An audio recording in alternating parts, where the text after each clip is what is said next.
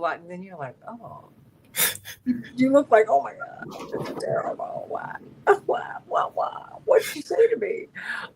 I'm not trying to be a dream buster, but I will say this as we're recording. You know what? It's never what you think it is. I had the blessing of rooming with Lisa Mitchell Sinar when my father first ran for president. This girl gave me a schooling on politics. And I was, because, they were so deep in it and they were so high. I mean, there's not been a black family that has matched them in terms of, where they've held office and how long and her grandfather writing all the civil rights legislation. I mean, they're iconic. She was like, politics. She said, but living with you these past couple of months, I can see that you have a real family. She said, your father's a real daddy to you. Wow. She said, that's big. And you all will make it, but it destroys families. I promise you before God it does. Wow. So there's that. So, well, we're going to come on up. And how pleasant is this? We're going to come up in 30 seconds. But, no, I mean, it's just, you pay a high price for big life. Big life, big price. Now, the question is, are you ready to pay the price? And what are you going to do with it? That's always the thing. If I have to go to the party, I go and I leave. Right. Because that's not my thing. Some people, I got you. I'm not judging you. I'm just saying this is what I'm going to do. And this is what I'm not going to do. So let's just kind of keep it. I'm not going to do this. And a lot of people do. So we are coming up now in 5. Hey, everybody. Hey. Welcome to the Santita Jackson Show here on AM 950 Radio, the voice of progressive Minnesota. It's a joy to be with you. We've had a lot to talk about today. Done a lot of shows, and I'm so glad that you have joined in with us. So let's talk about Washington, D.C. and the federal takeover. The implications are enormous. And so we want to walk through really a clinic with this brilliant lawyer, Attorney Darrell Jones, brilliant civil libertarian, I'm giving it all to you, and civil rights lawyer. You've been fighting for our voting rights, but our voting rights protect all of our other rights. So you really understand just what our rights are, because you're also a former prosecutor, which means a lot, particularly as we are looking at different press reports in which young Black and brown youth are saying, I am frightened to be in Washington. At least I'm unsettled. It's one thing to be cruised by the police, but now I've got the police who've been federalized. I've got ICE. I've got the National Guard. I've got the FBI. And you can do this in Washington because Washington is not a state.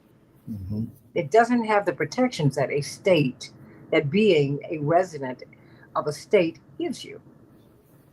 So all kinds of things can be done. We did not have a mayor in Washington until maybe about 60 years ago. It was just a city that was really almost a plaything of the federal government. People run for office and come there. And does anyone remember Fan Fox and Wilbur Mills? He was one of the most powerful men in government. And I think their car ran off the bridge one night, and she was, let's say, a woman of the world. And his career took a real hit. Because in Washington, kind of sort of anything goes, but that's what happens with power. Yes, it's true. And when you got mayors, you got a whole different way of living. And when you got Marion Barry, wow, he showed us all of the power that a mayor has. A mayor can not only dispense jobs and move one out of poverty and into the middle class and into the upper middle class and into wealth, you can get access to city contracts. That is some of the biggest business persons we know. They have been indemnified by your tax dollars because they get city, county, state, and federal contracts. So, Washington, because you have a mayor that is under uh, their purview. Mhm. Well, now we're seeing that if the president takes a notion, all of that can be snatched away. And nothing is more critical to black and brown bodies than our physical health. Because we have seen that with our encounters with the police, sadly, oftentimes they go away and we die. We've been told to comply, but when we comply, well, George Floyd complied and he died. And we can just keep on Philando Castile. I mean, sadly, Breonna Taylor was at home, just at home, and someone breaks down her door. It turns out it was the police. They were in the wrong apartment anyway. Her boyfriend tries to defend her, and they kill her. So these are young people. I was reading about a freshman at Howard. Oh, it took me back to my days at Howard. And how this young man said, you're dealing with being away from your family and all of that. And then you see the campus and the city inundated with the military. And it's unsettling. Mhm. So, what do you do? I mean, do you say hello to them? Or if they say hello to you, how do you interact with them? If they want your ID, and say you just left your dorm or you've just left your house to get some bread or something, and you don't have anything on you, what's next? What if someone is on the front porch or in the front door talking and they ask you, what are you doing here? What do you do? It's a whole series of questions that we need to ask and have Attorney Darrell Jones answer. If you're apprehended, where do they take you? The DC jails are already full. Do they take you to a detention center? I mean, I think when you've got all of these layers of security and now three red states are sending troops in, some of whom are who are armed. What will this mean? And this is just a test case, everybody, because the president wants to roll this into Baltimore and Oakland and Chicago and the Pentagon papers that were released, that were leaked to the Washington Post last week. At least they were reported by the Washington Post. They said, well, this is going to be the way to quell unrest. Mhm. So let's talk about that. Let's talk about that. Welcome to the show, Attorney Darrell Jones. I wanted to talk with you about this because I think we do need to talk about it because now, well, we had Dr. Julianne Malveaux on a day or so ago. She lives in an affluent area, and most of Washington, let's face it, is affluent. At least in the northwest quadrant, the closer you are to the capital, the more affluent it is. But she's in a neighborhood that is black and white, and she recounted how uh, two of her white neighbors were walking, and the police told them to keep on moving. Mhm. They wanted to know, what are you doing here? They said, well, no, and it sounded like it was a little aggressive. Wow. But, people with power can sometimes be abusive of that power. So you tell me, some people are reporting in social media that this is just performative, that they don't see the police and these military personnel anywhere. And then in other places, it seems like they're everywhere. And they had a lot of arrests this weekend. So what do you make of this? First of all, who is there? Who is in Washington? Well, so thank you for that, Santita. And in answering to your question, who is in Washington? Of course, we have the National Guard that are being called in by the president, and we have six or so states now, primarily red states, that have offered their National Guards to come in to be available. To be on the streets in the communities in Washington, D.C. We also have the FBI, obviously, that's here. We have Secret Service that's here. We also have ICE, right? Immigration, Customs, and Enforcement officers that are also here. So we have of course, we have the Capitol Police officers that are here, and we have the Municipal Police Department, the DC Police Department that is also here. Principally, when it comes to community-based policing, the Metropolitan Police Department is the police department that is charged with the responsibility of taking care of the District of Columbia. That it is their job, and they have their own chief, and they operate. Obviously, the chief is appointed by the mayor of the District of Columbia. But what we now have happening is that we have all these federal officers that are coming into the district and are being given the authority to do what the Metropolitan Police Department can do, and that is putting them in charge of community-based policing. And so we're beginning to see a lot of these confrontations that are going on in a lot of the communities. They're generally fairly selective with the communities that they go into. A lot of times they want to be in heavy traffic areas where there's wealthier communities that they want to say that they're there protecting or whatever. They're making their police presence there, their federal police presence felt. So they'll have on their DEA or left DEA out, the DEA officers. You have the DEA that's there. You have FBI uniforms that are on. You have all these different federal agencies that are on the streets throughout the district in various areas. But what's happening, underneath it all is that you're now getting to a point where these officers, most of whom are not armed, some of whom are armed, these officers now are confronting citizens that may not be doing anything wrong. They may be on their front porch, having a cigarette, talking to some friends, or whatever it is that they're doing in the confines of their own yardage, right? Which they pay for and that they own or that they're renting. And so a lot of the confrontations that are occurring now are people that are in the communities. The officers are going up to confront them and really sort of instigating contact, initiating contact with people that aren't doing anything wrong. A lot of times the officers are doing it just to try to find out information, to get information. One of the things that I constantly and consistently tell folks is that you have no obligation to tell the police information. You don't have that obligation. If you're suspected of doing something wrong, they'll arrest you, period. You don't have to tell them nothing. If they're going to arrest you, they're going to arrest you. Don't give them any information to base the arrest on. A lot of times we think that we're answering questions that are just sort of perfunctory questions, just questions that where do you live, right? Where are you coming from? Were you over in this area over here? Things that, if you haven't done anything, certainly you feel as though I have nothing to hide. I'll tell you where I'm coming from. I'll tell you, certain information. But they're asking you that question for a reason, and it may be connecting it up to something that has happened over in that area. So when you answer saying that, yeah, I was over in that area, I'm right over in this area and I walked over here.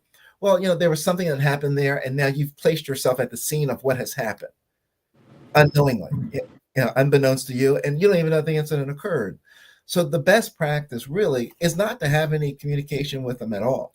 This is the reason that the officers and police officers in general started the community-based policing, was that so they could develop these relationships with people that were in the communities, that were in the neighborhoods, so they'd be able to talk to people and have the conversation about who's there and develop those relationships.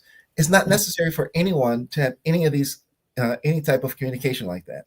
If you're accused of a crime and they tell you you're accused of a crime, they ask you for your name and stuff. Yeah, if you're accused of something, you should certainly supply that information.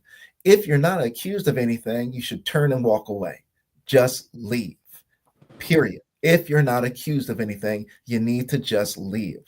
And if they believe they have the authority to do something, they'll do it. They're not going to ask you for permission to search you if they think they already have the ability to do it. They won't ask you permission. They're just going to do it. So the best thing to do is, and you can be very nice about it when you walk away or whatever, but I'm not one that pushes people to comply with illegal demands and illegal orders that are given by police, and I think it leads to bad ends when you start complying with whatever they've asked you to do. Particularly if a lot of times, Santita, people are afraid. You're confronting police officers, and you're concerned because I don't want to be arrested, I don't want to be handcuffed, I don't want to be accused of anything. Well, I didn't do anything, so let me just tell them everything that I know.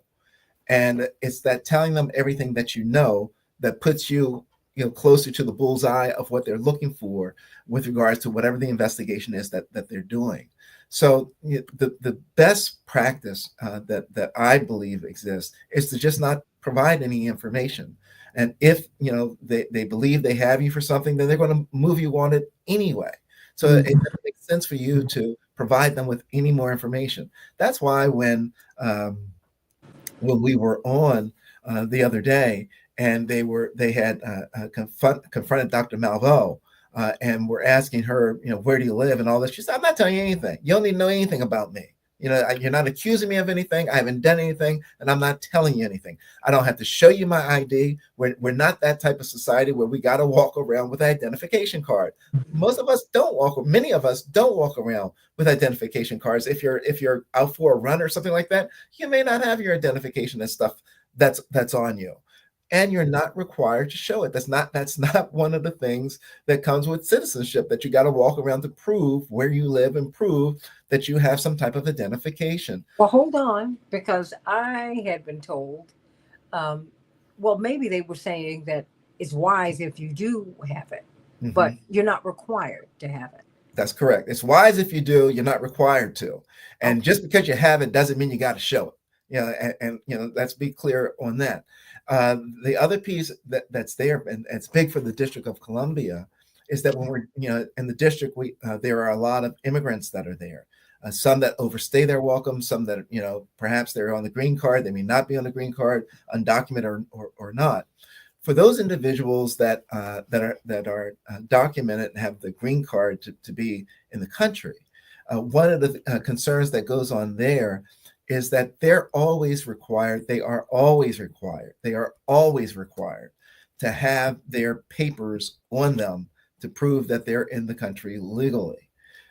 The bigger question becomes, right, if they're stopped unconstitutionally against what the U.S. constitutional basis for a stop, what are their rights, right? What are their rights at that point? Because at that point, they're still going to be required and asked about their documentation. If they're telling them that, I'm not going to show it to you, and the officer really doesn't have a reason for the stop, and they end up making some type of arrest, although the arrest itself, the underlying arrest may be illegal, they're going to get to those documents and that information, because when you're documented, a green card in the United States, it's a misdemeanor to not have the information with you, and misdemeanor to not produce the information when it's being requested of you.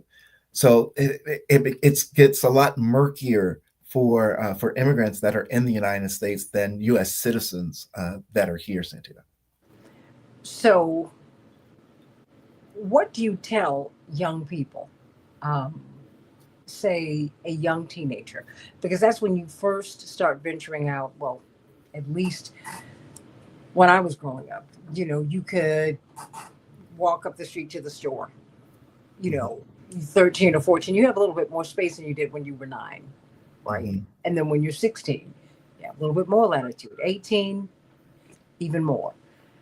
How do you explain this particular moment to children, and stay with me here, who are playing in the neighborhood, a neighborhood that has been profiled as being high crime, so they're covered, right? How do you tell them how to play and how to walk to and from school, and what their rights are? And I don't know that there's much of an explanation that's really needed. You need to let the children be children, to allow them to play, let them do what children do in that regard. If there's an interaction, however, that occurs with any policing agency, and most teenagers are going to have like cell phones with them and things like that. Number one, you want them to call their parents or guardian. Number two, if there's no parent or guardian that can listen to the telephone conversation that's going on, because what you want to do is you need someone to listen to the interaction that's happening with that teen. So that the parent or the guardian can talk to the officer that's there. You want to keep that phone on, and the reason you want to keep that line open is that, in the legal world, there's a narration of events as they occur, and it may be something that can be useful if the situation gets out of hand, that the person may not have been there to see it with their eyes, but they were there with their ears to hear the interaction as it occurred and can lay out what they've heard.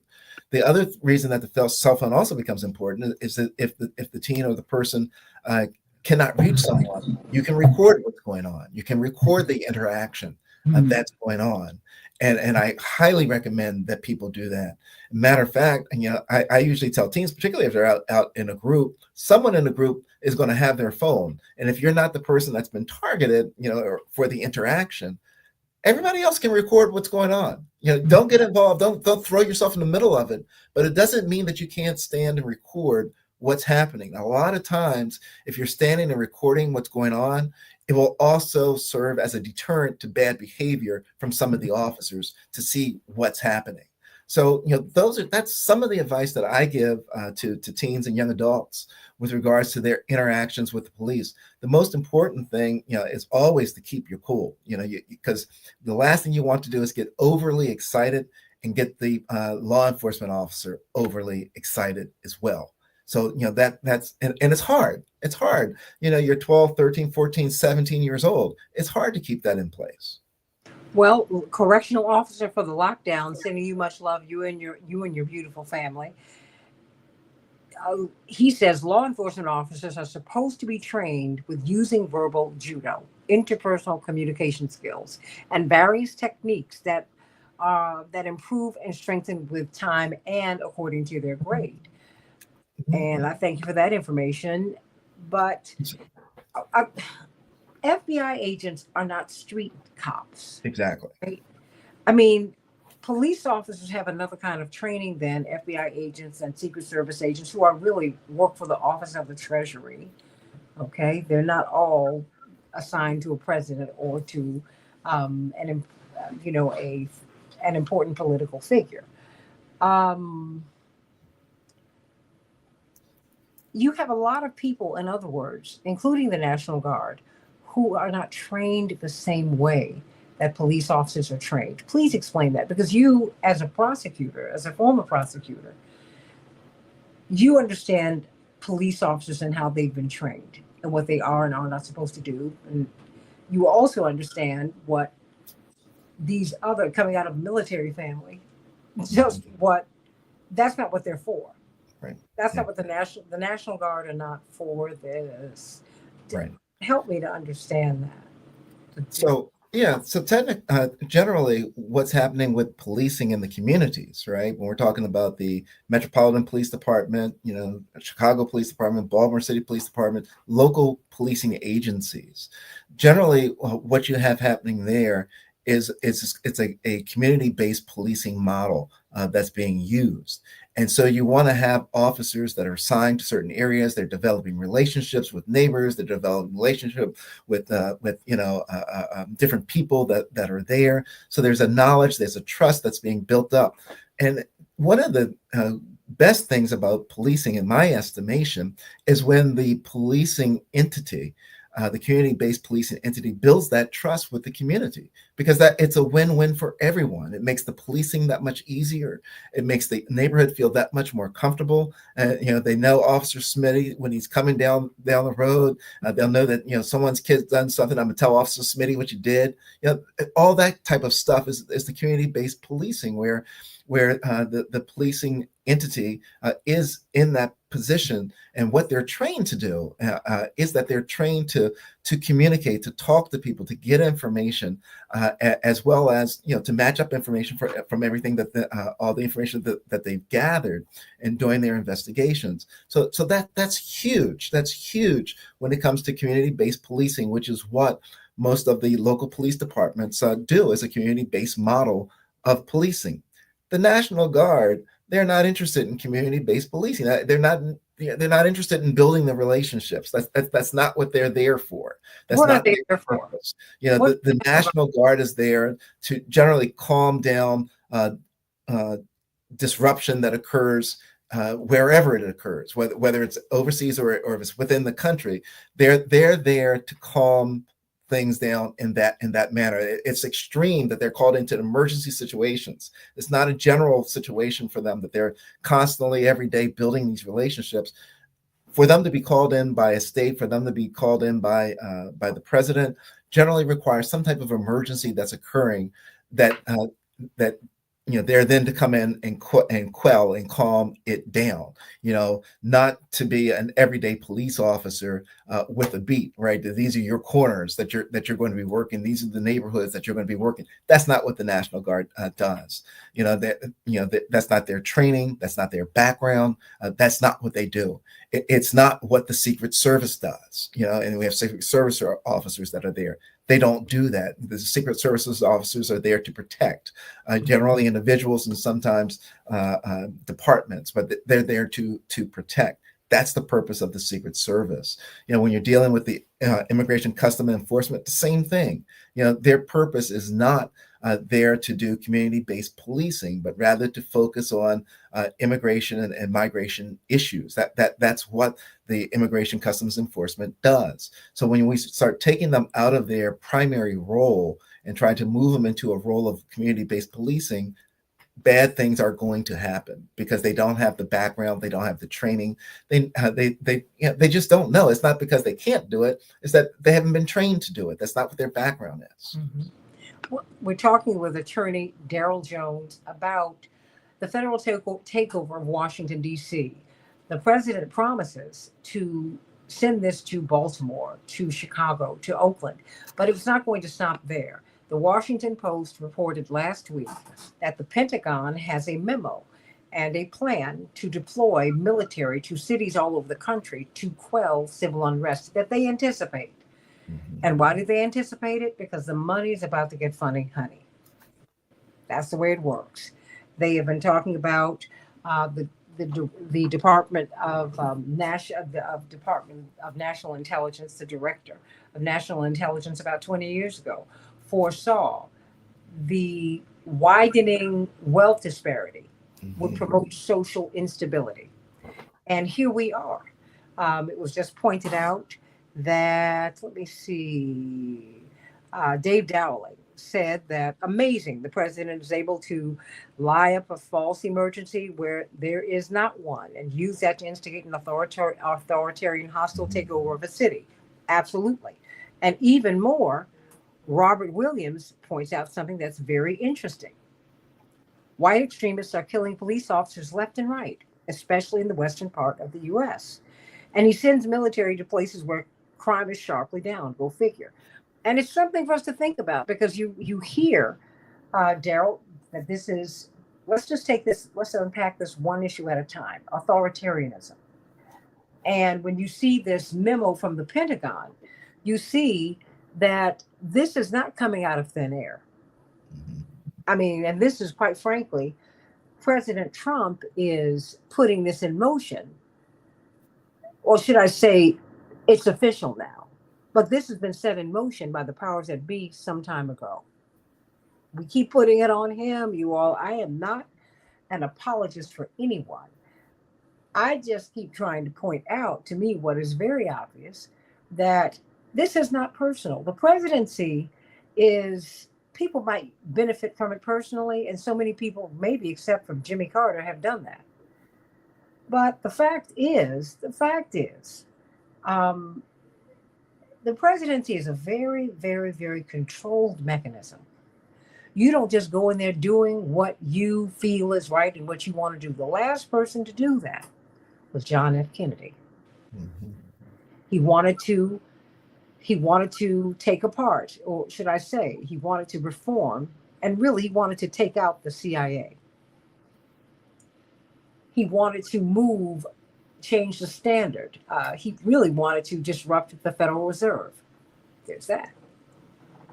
Remember his June 1963 speech at American University, in which he said that there are secret councils that control what we do, and I intend to expose them. He didn't make it through the year, everybody. Think about that. Think about it.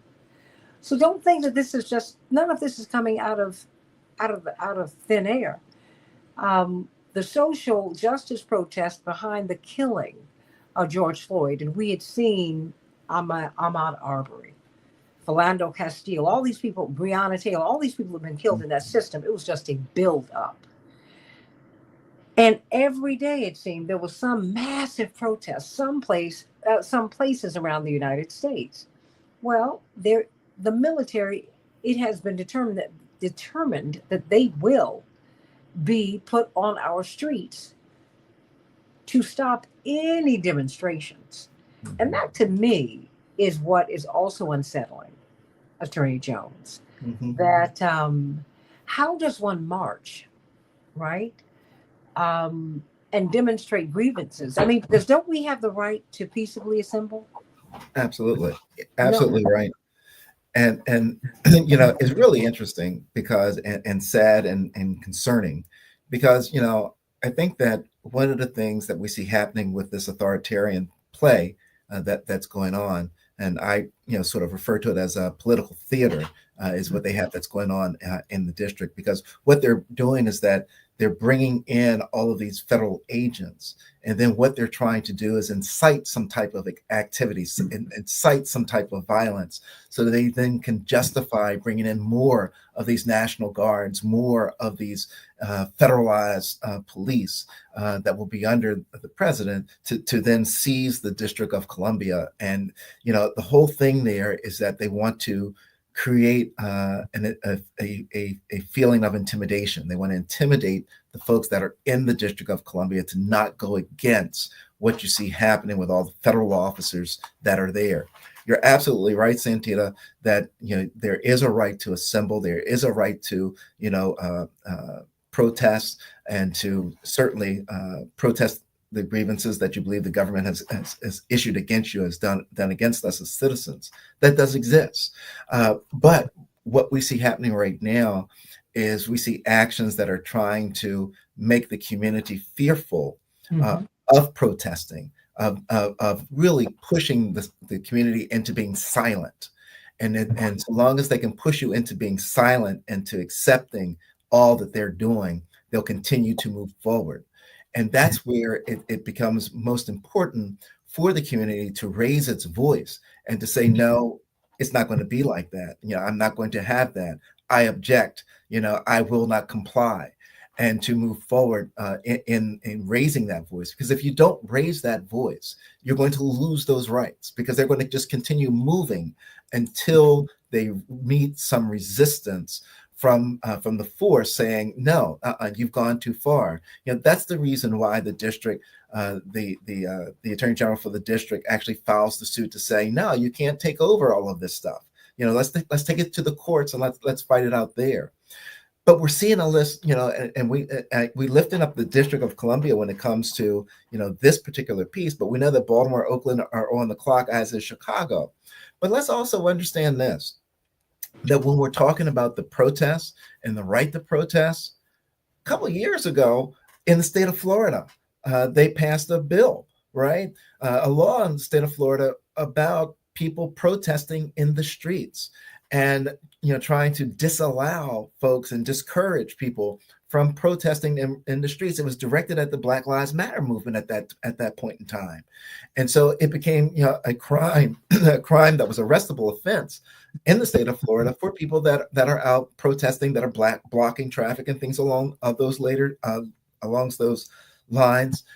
that are exercising those First Amendment rights. So wait a minute, what was against the law in Florida? When they're protesting, if they're in the streets and they're blocking the street, they're walking down the street, it would become illegal. Right, the protestors. That's correct. That they could start arresting them and everything else with regards to breaking the law that they then passed, that was really designed specifically for demonstrators right after George Floyd and the Black Lives Matter movement. That's what it was designed for. That's where it was going to be enforced. So, that's one of the things that was just really problematic when we talk about our First Amendment rights, when we talk about democracy, and we're talking about standing up for our individual liberties. A lot of that is there. So, I say all that, Santita, and the concern that really, really sets forth in the District of Columbia is with the federal officers that are trying to create the unrest that they're supposed to be there to quell. And that's problematic, because as long as if they are able to create the unrest, to be able to get the citizens excited, then they enable the president or whomever else to call in other authorities to come into the city, to DC, to try to quell the arrest. Interestingly, because of the Home Rule Act that DC has, the president could do that once he declares an emergency for 30 days. Then for the act to remain in place, for the presence to remain in place beyond the 30 days, they would need the permission of Congress. Well, of course, DC doesn't really have a voice in Congress, right? And then have voting rights in Congress. So they don't even get a vote with regards to what Congress is going to do. And with the current configuration of the Congress, they've already indicated that they will extend for President Trump his ability to continue with his control over the city, over the District of Columbia. It's a scary time. It's a concerning time. It's a troubling time, because the signs are not good for other areas if the District of Columbia is not allowed to govern itself, is not allowed to police itself, and that the community-based policing model is set to the side, and the federal officers, can have their way in the District of Columbia. Let's remember that President Trump was the one who said to the officers that they didn't have to be too nice to the people that they were arresting. Don't put your hand on top of their head, just throw them into the car. Do what you've got to do to get the information to do your job in policing. Those are scary words coming from a president of the United States, as it's directed to police officers, and understanding the relationship and the history of the relationship between policing and the African American community. Had they been given instructions to read people their rights, or do they just pick you up, scoop you up, and if they do arrest you or apprehend you, where do they arrest you? Where do they take you? Whenever a person is arrested, they will go to a commissioner, right? The DC commissioner's office for the filing and everything else, and make a determination whether or not they should be held, or if they should be given a bond, should be released, and all the other factors that then weigh in. The question that you're asking, the fundamental question with regards to Miranda rights, that you have the right to remain silent and all this other stuff, are these officers trained to provide that information? The National Guard are not provided. That's not what their background and their training is. I mean, that's not what they're trained to do. So I don't believe that the National Guard and some of the other agencies are necessarily giving people their Miranda warnings with regards to not necessarily having, or not being able to required to make statements. That's very concerning, and it's something that plays out in the courtroom. But you want to get the bodies from being in the water in the first place, right? You don't want the body arrested at all. And so that's where the training comes in, and the absence of that training generally leads to very bad outcomes. And I think that when we hear about this, what was it, the 300 arrests that they said they had over the weekend or something like that in the district, 300 plus arrests in the district. I'd like to see the breakdown. What are people being arrested for? What are the encounters? What are the charges? That type of stuff.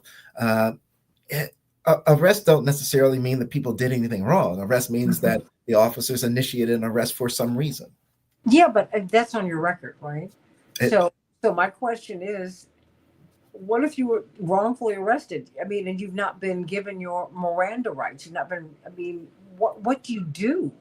Mm-hmm. I mean, because for someone young, for example, well, no, for everybody, when you're trying to get a job, when you have on the application, they want to know if you've ever been arrested. Full stop. Mm-hmm. If you want to go to college, graduate school, if you want to get into a vocational program, see, wait a minute, they won't even let some people, if you've been in prison, come out and be a barber, which you can make a great living being a barber. I mean, so there are a lot of things that you cannot do if you have a record, or if you've been to jail, or if you've been to prison, or you've got to go through some long, drawn out discussion. I mean, when it seems like your own constitutional rights have been trampled. Right. And let me add to your list of what you can't do if you have a conviction that's on your record. In some places, some states will not hire you with a conviction on your record.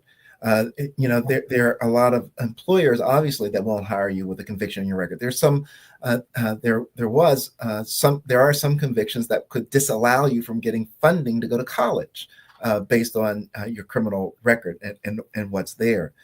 One of the things we want to be certain that we're careful with is arrest versus conviction.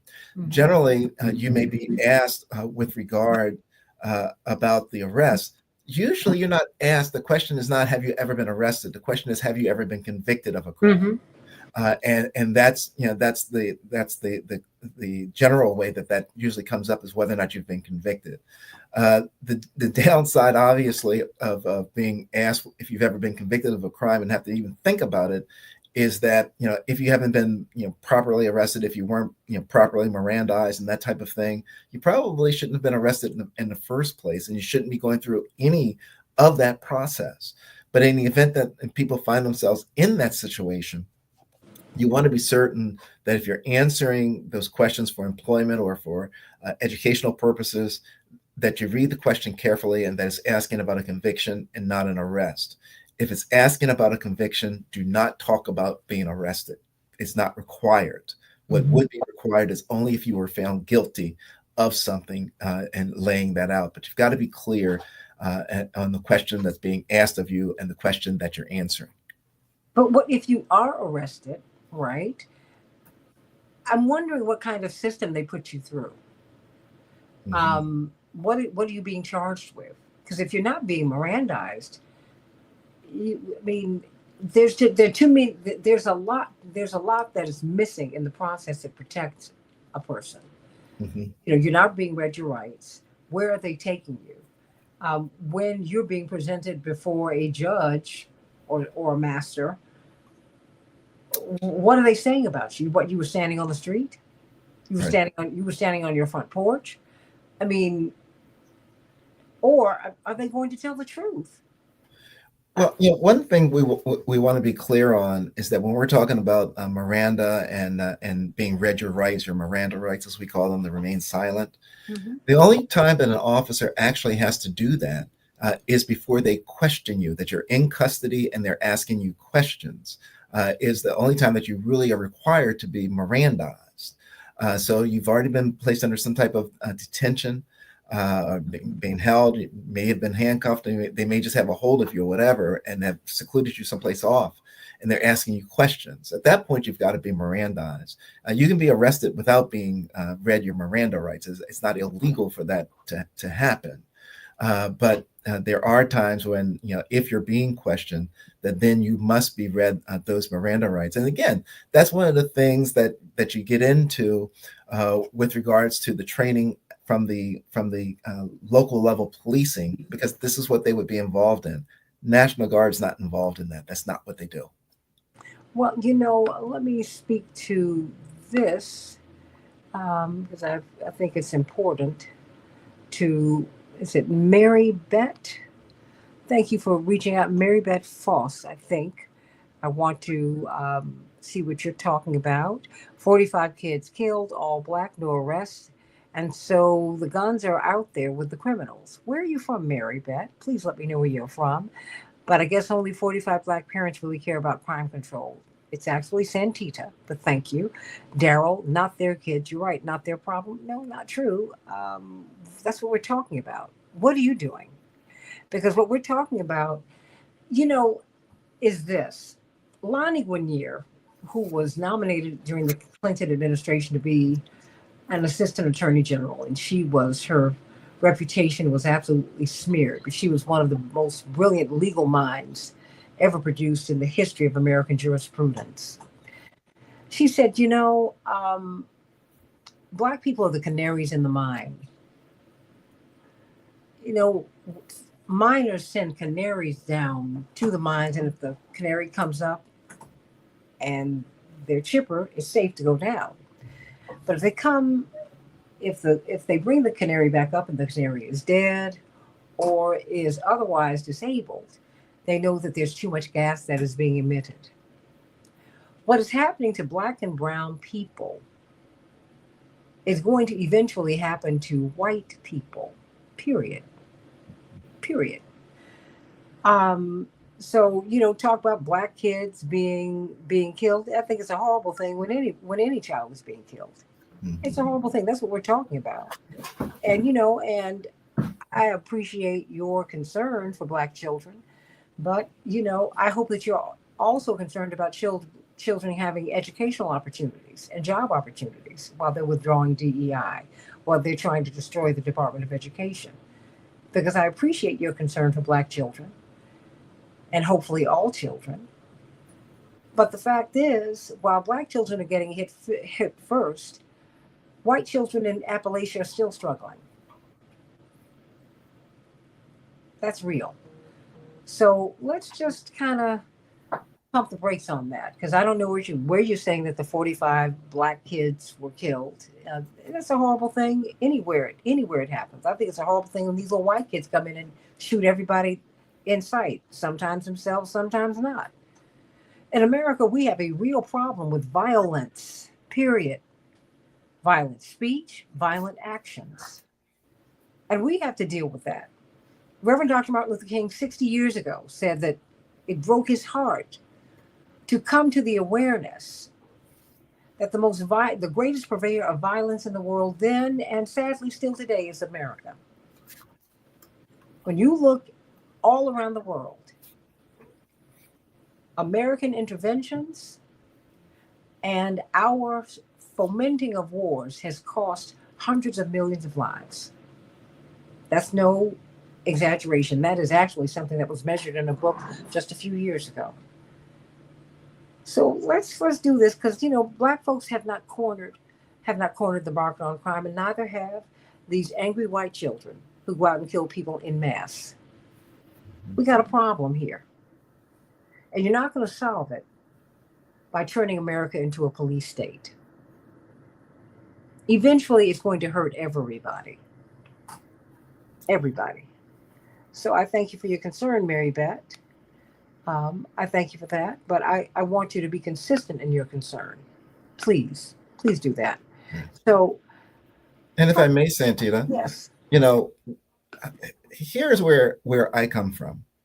Um, you know, I think that if the intention of the administration was to help the District of Columbia fight crime in the streets, Mm-hmm. that there would have been communication with the District of Columbia. Mm-hmm. The administration would have sat down with the mayor and said, how can we supplement you? How can we help you? What are the programs that you have in place? Perhaps we can add officers to some of the programs that you have in place. Perhaps we can help you with funding in some of the areas if it's a funding issue for different types of programs that you're implementing. That's when you know that you're having a partner that's working on policing and taking care of a crime issue. That's not what's happening here. You have not heard about anyone asking the National Guard to come in and help, and this is how we want you to help. This is how you can supplement. These are the areas that we're having trouble in. Can we use some of your technology? And all of this stuff. It happens some with DEA when they asked to come into some of the areas and deal with drug enforcement. However, that's not the situation that's happening here. If this was not political theater, that is what we would anticipate to have occurred in the district and would be welcome probably in the district and in Baltimore and in Oakland and Chicago and everywhere else where crime may be where crime is an issue. I don't believe that there's a chief of police or police commissioner across this country that will have a closed ear to someone from the federal government saying, we want to help you. How can we help you make a safer community? That's not what we have happening here. Absolutely. I mean, because when you want to help people, you first ask them what their needs are. Because Washington is a very well-run city. It is. And they have crime like we have crime everywhere in the country, sadly. But it is not, I mean, crime has actually gone down sharply over the past few years, sharply. So this is about something else, everybody. That's why I brought up what the Pentagon, what has been reported in the Pentagon memo. The Pentagon memo said that Washington is a test case for quelling civil unrest. limiting demonstrations. Remember, Washington, as the seat of our government, people take their grievances there. You have big marches in Washington all the time. And because you have the rights of the elected leadership that can be suspended at any time, as we can see, because they really are not fully enfranchised as American citizens, that means that the Constitution, I'm sure, Daryl, you're a lawyer, can be stressed and stretched in all kinds of ways because there's a complex matrix of federal and local laws that keeps the district together. It's not a state. Mm-hmm. So they have no voice in Congress. I mean, they're equivalent to Puerto Rico and the U.S. Virgin Islands and Micronesia, and our other colonies. That's what they are. Even though the overwhelming majority of people who live in Washington live there, they're not working for. If they work for Congress, they're working downstairs. They're helping the building run. They're the police. That's who they are. So, I mean, what do we take from this moment? What do we do? Because we're seeing people pop up in protest. And I think that's a good thing. But it's going to take more than that. I was listening to an interview with David K. Johnston, brilliant investigative journalist who's done a lot of very interesting reporting on the economy and on President Trump in particular. He's written several best-selling books about him, in fact. Mm-hmm. And he said, the data shows, and I'm going to look this up, I want to get him on the show, that, we've got to vote. We must vote, we must vote, we must vote. Because we have to push back against this authoritarian push. We have to push back. He said, but the calculation is that it would take about 15 to 16 million people in the streets, peacefully protesting to wake up the government. We don't in the banks. They lost their jobs. Brother, Can You Spare a Dime? That was a very popular song. And you had people who were self-declared socialists and communists. That's why a generation later, you could have these hearings in Congress, because people actually had flirted with other forms of governance because the rich people were taking everything. And people were furious. So you're right. They were going to try they said capitalism is not working for us because capitalism is cannibalizing us. So, so I think we have to really start looking at, really understand what it is that we are looking at. Emmanuel, you said you want to get on the show and paint the truth. What is the truth, my dear friend? And Renee, please let me know, Emmanuel. And Renee said, I'm concerned because I see similarities between what they are saying and doing to Black people and other undesirables in their evil eyes and what was done in Nazi Germany. And you can just go look. Nazi Germany, just stay right here in the United States. The police, these are the slave patrols. That's how we got a police force in America. Just stay right here. All the apartheid regime was modeled upon Jim Crow. The Nazi experiments were modeled upon what happened to Black people in the United States who were enslaved. All of that stuff was taken from this playbook, everybody. You don't have to go out of this country. No, stay right here. Know your history. You do, Renee. But let's Daryl, I don't want to leave the United States. I want to stay right here and look at the things that we have done here because we're the best at it, sadly. We could be the best at other things, but we're the best at that. So, just as we begin to close, what would you advise people to do? Renee said our Jim Crow was even worse. When the Nazi POWs got to the United States, because many of them were set free in the United States, many of them said, wow, and it's been codified in books now. We didn't treat Jewish people in Germany the way they treat Black people in the United States. And in fact, we got a lot of allies in the civil rights movement because they had come over from the Holocaust and they said, oh my gosh, I recognize what's happening here, but what's happening here is worse. because everything was racialized here, everybody. So I don't want us to go past what happened in the United States. We keep popping over to Europe, and I think it's important. You should never forget the Holocaust, but we've had Holocaust happen all over the place, and we need to stop it. It shouldn't just happen. It shouldn't happen to Jewish people. It shouldn't happen to anyone ever again. But it first happened here. Well, should I say it happened here in the modern age in the United States? So don't forget that. What do we need to know, Daryl? Do we have any rights right now? Have they been suspended? Oh no, yeah, no rights have been suspended. So right now, we need to be certain that we're exercising our rights. We need to be certain that we're exercising, particularly that right to free speech, that right to protest, against what we think is wrong. You talked about the percentages of folks that need to come out in order Mhm. to successfully stop authoritarianism.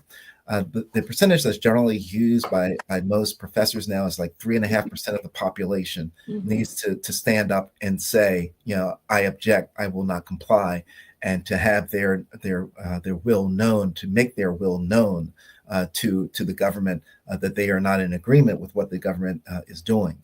That's the reasons that the Transforming Justice Coalition, that we were supporters of the Hands Off rally across the nation. They carried millions of people, and the No Kings rally that was even larger with more millions of people, and the John Lewis Day of Action, right, which also had millions of people around the country that are standing up. It's important during this point in time, this period in time, that you allow your voice to be heard, because if you remain silent, they will take your silence as acceptance and run over your rights. And then, we don't want to be put in a position where we're trying to fight to get the rights back that we had, or trying to encourage people. The one thing that we do know is that, courage is contagious, that when people see folks stepping out on the street corners with just a sign saying, I will not comply, or, I want to fighting for my rights. Protect my vote, protect our vote. That's contagious, and other people will see, the strength, the courage of the individuals that are doing that, and they'll be willing to stand with them. A lot of times, the courageousness and the ability to a willingness to stand comes being together in a group. Whatever it takes, you got to be certain that you are voicing your displeasure, that you are not complying with totalitarianism, that you're not complying with authoritarianism, and that you want to stand up and push for the democracy. The vote is one of the ways, and we're talking about, the 2026 midterm elections. Right now, your vote is under attack unlike any other time.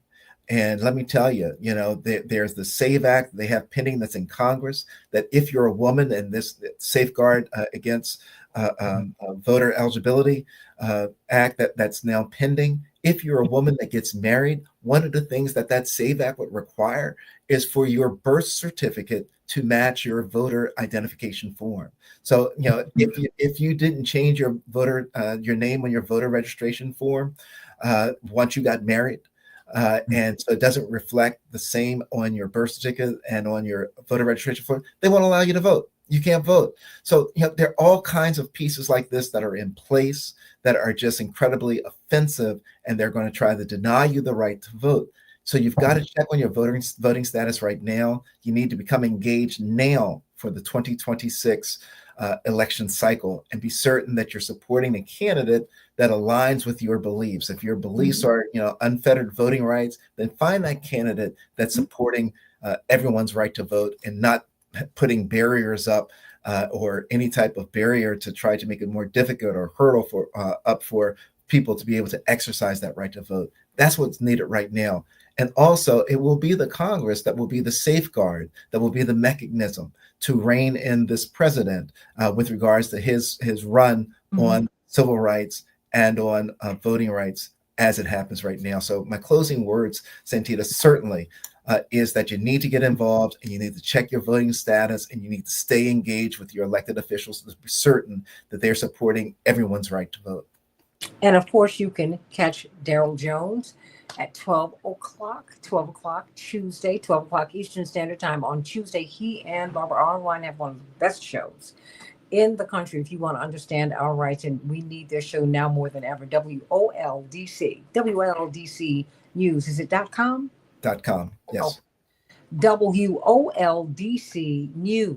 But WOLDC. Just look it up, and check out the show. What are you all going to be talking about on Tuesday? On Tuesday, we're going to be talking about pretty much what we're talking about here. We're going to be talking about the takeover, the occupation that's been occurring in the District of Columbia. We're going to have Dr. Omekongo Dibinga, who is really a well-known professor that's out of American University here in the DC area. That's going to be talking about the encounters and what's going on. Well, that's very important. And everybody, please let us. What did you say, Renee? You said Trump said they're going to get rid of voting by mail. That will affect many in the military and others. Yeah. So there's a lot that's going on, but the good news is that you have a say. Remember that play in the book, Having Our Say? You have your say. You got to vote, but you also have to get out and march. And we have to march peaceably and know that when people are not peaceful in the march, that they are saboteurs. And you must peacefully remove them or go past them, because they're there to sabotage. But we're going to have to do all of that. We have to vote, and we're going to have to get out in these streets, because I tell you what, these people pay attention. They pay attention. When they see you marching, when they see you demonstrating, and you should not be cowed into silence. This is a time for you to raise your voice. It's yours to raise. It's yours to raise. And now I think everyone is going to really appreciate this great American experiment, because I think when we come through this period, we're going to be more American than ever before. And that's a good thing. I'm Santita Jackson. God bless you, everybody. AM 950 Radio, the voice of progressive Minnesota. Have a great one.